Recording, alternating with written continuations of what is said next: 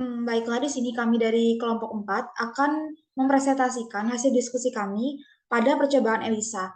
Adapun anggota kelompok pada kelompok 4 ini yaitu saya sendiri Ermita Mia Samanulang, Saya Desvira Syahrani dengan NIM 03. Saya Veronica Putradela dengan NIM 47. Saya Grace Janilita Sinaga dengan NIM 39. Saya Faiz dengan NIM 31. Baiklah, untuk presentasi yang pertama akan disampaikan oleh Veronica Vitadela.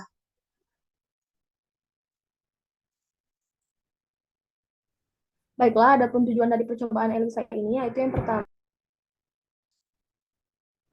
memahami dan menjelaskan mengenai teknik ELISA, yang kedua, memahami prinsip kerja teknik ELISA, yang ketiga, melakukan metode pemeriksaan kuantitatif plasma dan serum darah dengan teknik ELISA, yang keempat, melakukan pemeriksaan kuantitatif, yang kelima, membuat grafik dari pengenceran standar dan memperoleh kesamaan perhitungan konsentrasi sampel dengan regresi linear.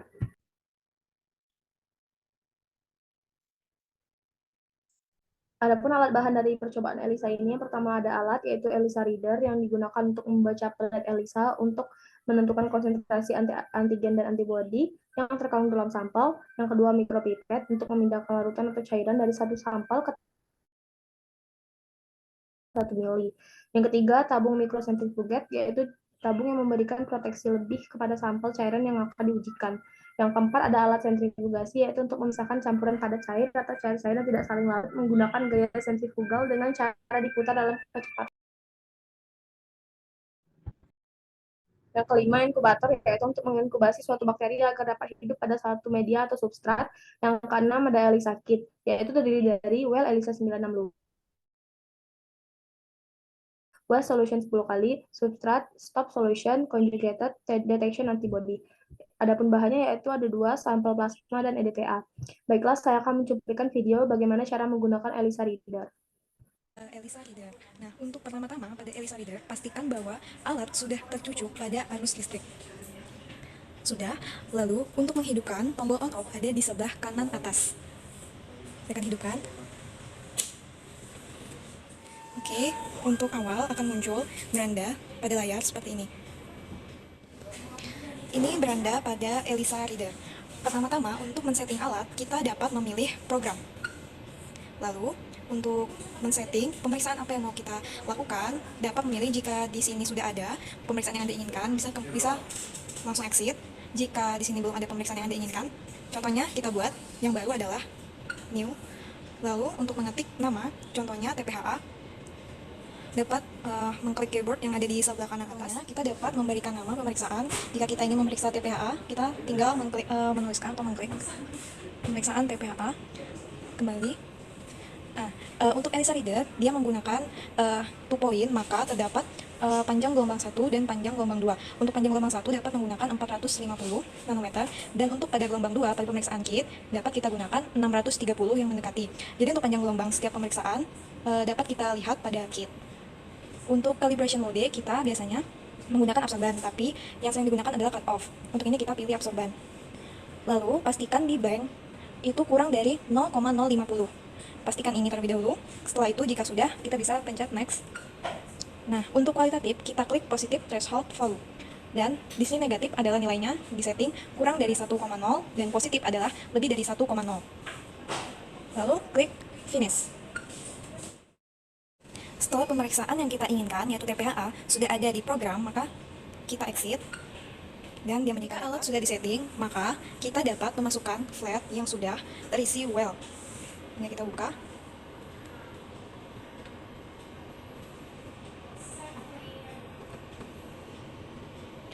Pastikan flat pada posisi yang benar. Jika sudah, dapat kita tutup.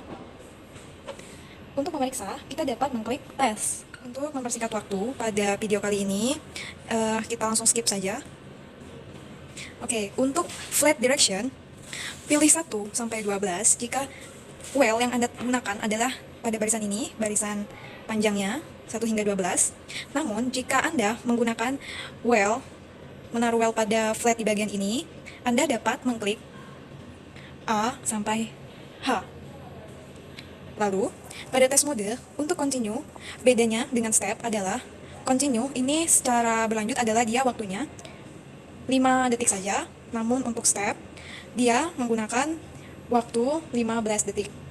Kita gunakan step, dan ini klik mixer speed slow, jadi ini seberapa cepat dia memixer ya. Lalu mixer time sudah 15 detik, kita klik OK.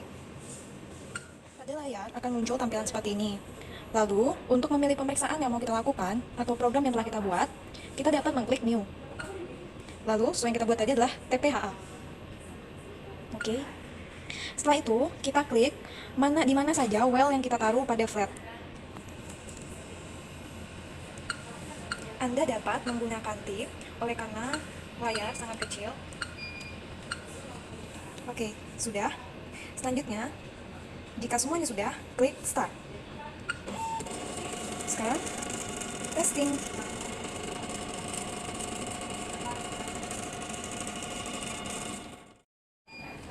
Setelah mixer tadi, maka flat masuk ke dalam. Selesai, akan muncul tampilan seperti ini. Klik result untuk melihat. Kita exit lagi, cancel. Untuk melihat hasil pemeriksaan, Anda dapat mengklik report. Klik program, today, oke. Ini pemeriksaan yang Anda lakukan tadi, klik and preview. Baik, lalu keluarlah hasil pemeriksaan yang Anda lakukan. Ini. Maka, begitulah pemeriksaan dengan menggunakan ELISA Reader. Kita exit.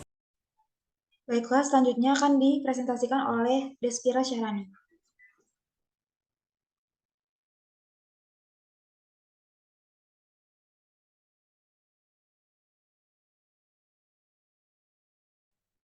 Adapun skema kerja dari ELISA, yang pertama itu preparasi sampel, sentrifugasi plasma dengan EDTA pada 3.400 rpm selama 15 menit, lalu disimpan pada suhu minus 200 derajat Celcius, lalu diambil 10 newliter plasma ditambah 190 newliter sampel diluen 1 kali, didapatkan dari pengenceran 200 kali, pernah diencerkan 200 kali, ditambah 190 newliter sampel diluen 1 kali, didapatkan dari pengenceran 400 kali.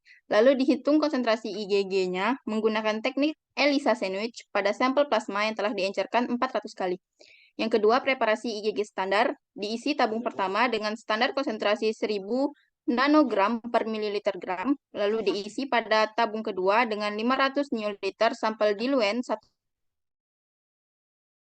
IgG standar konsentrasi 1000 nanogram per mililiter, sehingga didapatkan konsentrasi pada tabung pertama sebesar 500 nanogram per mililiter. Lalu dilakukan doubling dilution berturut-turut pada tabung kedua sampai 7, mulai dari tabung pertama dengan pelarut menggunakan 500 newliter sampel diluen 1 kali, sehingga didapatkan konsentrasi pada tabung kedua sampai ke 7.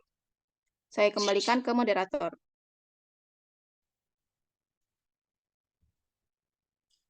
Next dibacakan oleh Veronica Pitadela. Adapun pengertian dan fungsi dari ELISA, yang pertama yaitu pengertian. ELISA adalah singkatan dari enzim lingkar immunosorbent assay, atau nama lainnya enzim immunoassay atau EIA. Merupakan teknik biokimia yang banyak digunakan di bidang imunologi untuk mendeteksi adanya antibodi atau antigen pada satu sampel. Yang kedua, fungsi untuk mendeteksi zat yang memiliki sifat antigenik, terutama protein, yaitu sebagai lawan dari molekul kecil dari ion seperti glukosa dan kalium. Beberapa di antaranya adalah hormon, bakteri, antigen, dan antibodi. Yang kedua, untuk mengukur kadar antigen atau antibodi tersebut dengan menggunakan spektrofotometer. Next akan dibacakan oleh Gracia. Adapun prinsip kerja dari teknik ELISA ini yaitu didasarkan pada reaksi kompleks dengan penambahan substrat tertentu dan enzim peroksida yang akan memberikan perubahan warna pada hasil yang positif, yang memiliki sensitivitas atau spesifitas tinggi yang menggunakan enzim sebagai indikator atau penanda. Jika antigen itu tersebut sudah bereaksi dengan antibodi, maka reaksi enzimatis akan mengakibatkan terjadinya perubahan intensitas warna pada larutan yang kemudian akan diukur pada ELISA reader. Selanjutnya saya serahkan kepada moderator. Next yaitu ada tipe atau teknik ELISA. Yang mana teknik ELISA ini dibagi menjadi 5 macam. Yang mana yang pertama ada direct ELISA atau biasa disebut dengan ELISA langsung. Nah, ELISA langsung ini digunakan untuk mendeteksi dan mengukur konsentrasi antigen pada sampel darah atau antigen dideteksi berikatan dengan langsung. Yang kedua yaitu ada indirect ELISA. Indirect ELISA ini atau ELISA tidak langsung adalah untuk digunakan untuk mendeteksi antigen dan antibodi di mana antigen tidak menempel langsung pada detektor antibodinya. Yang ketiga yaitu ada sandwich ELISA. Sandwich ELISA itu dapat dicirikan oleh antibodi penangkap antigen yang diikatkan pada fase padat, yang mana sandwich ELISA ini digunakan untuk pemeriksaan antigen yang membuktikan antigen bereaksi dengan antibodi primer dan sekunder. Yang keempat yaitu ada ELISA multiplex. ELISA multiplex ini adalah penggabungan deteksi beberapa analit menjadi suatu reaksi dengan menggunakan manik-manik yang dikuat dengan antibodi. Yang terakhir yaitu ada kompetitif ELISA. Kompetitif ELISA ini digunakan untuk menguji keberadaan antigen dan antibodi dengan menambahkan kompetitor untuk bereaksi dengan antigen atau antibodi yang terjadi pada mikrosirer. Next akan dibacakan dan dipresentasikan oleh Faiz.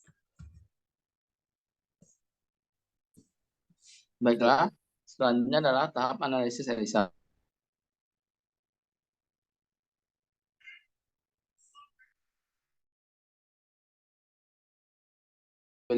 Imobilisasi dalam 96 well polystyrene plate. Lalu dilanjutkan dengan proses blocking, di mana bagian yang tidak ada antibodi atau antigen ditutup dengan reagen blocking. Yang kedua, antibodi yang terkonjugasi dengan enzim. Lalu plate dicuci untuk menghilangkan antibodi yang tidak berikatan. Yang ketiga, substrat ditambahkan ke dalam plate yang akan menghasilkan perubahan warna. Lalu dibaca menggunakan microplate reader. Yang keempat, label enzim yang paling banyak digunakan adalah horsedasi peroksidase atau HRP dan alkali fosfat atau AP. Enzim lain yang digunakan juga antara acetycholinesterase dan katalase. Kelima, substrat kolorimetri yang dipakai untuk horseradis peroksidase adalah TMB, OPD, dan ABTS. Sedangkan untuk alkali fosfat adalah PNTP. Yang terakhir, pemilihan substrat tergantung pada sensitivitas pengujian yang diperlukan dan instrumen yang tersedia untuk deteksi fluorometer atau luminometer. Selanjutnya, tahap fungsi ELISA dalam kehidupan sehari-hari. ELISA memiliki fungsi yang pertama untuk mengetahui ekspresi protein, untuk mengetahui reaksi imunitas dari tubuh seseorang, respon imun dari tubuh seseorang, dan juga untuk mengetahui alergi makanan dalam tubuh seseorang seperti kacang, susu, dan telur. Serta tes HIV dan tes screening COVID-19. Baiklah, saya kembalikan kepada moderator.